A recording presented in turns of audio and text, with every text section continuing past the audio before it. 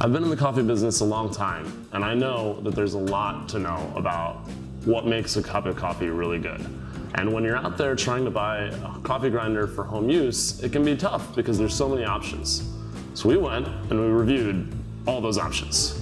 And after a long time of analyzing particle distribution and double-blind tastings, we've determined that there's some pretty quick and easy decisions you can make as a buyer to get yourself the best cup of coffee at home possible.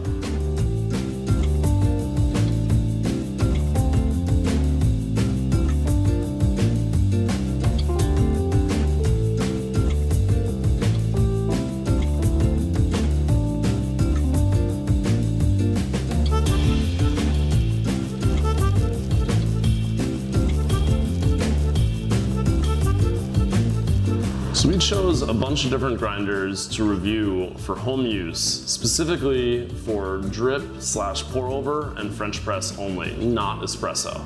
Espresso gets kind of complicated because there's just some more demands to it, kind of like there's more demands to a commercial grinder than a home grinder. There's two basic main types of grinders, and that's going to be the blade grinder and the burr grinder. Blade grinders, bad, burr grinders, good. That's like an easy take home to always remember about grinders. Yeah, it's gonna cost you a little bit more money, but it's totally worth the investment in the long run just because your cup of coffee is always gonna taste that much better. One of the big things to look at in grinders that we found was really important was stepped versus stepless. And that means you have discrete settings of 1, 2, 3, 4, and 5 in a stepped version. If it's stepless, you have an infinite number of settings, and if it's stepped, you really only have 20 settings. So one of the awesome tools we got to use to do this testing was this very neat Cruve or Cruve sifter set. Basically a set of really fine screens suspended one above the other.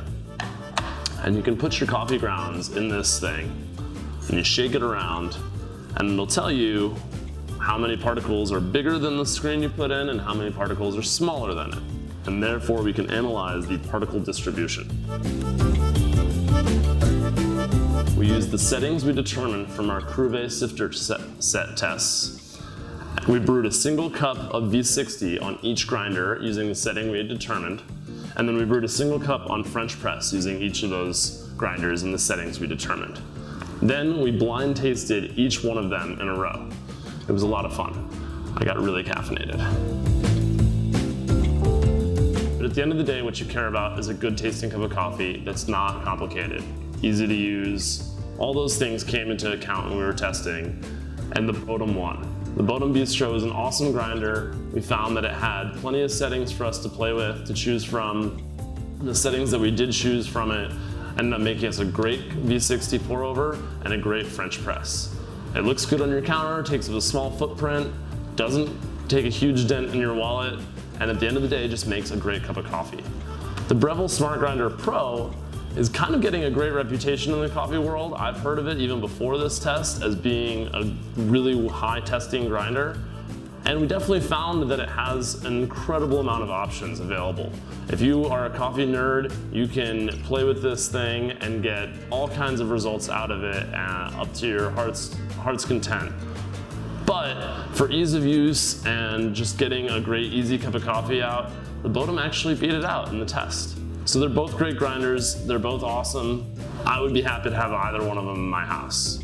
But if I want to really experiment with a lot of different brewing methods, if I want to get the perfect cup every day, yeah, I might go with the Breville for all the different options it has.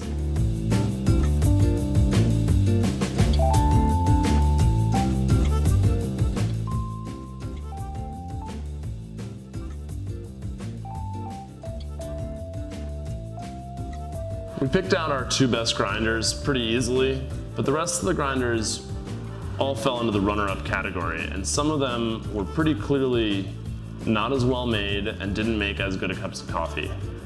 The cheap construction of some of them led us to believe that over time, that durability was not going to hold up.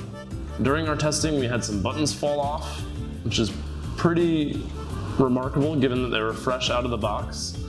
And we found them hard to find a good usable setting to make a good cup of coffee. It can be very misleading when you have 20 settings but only 4 of them group into the particle distribution that's what we consider usable.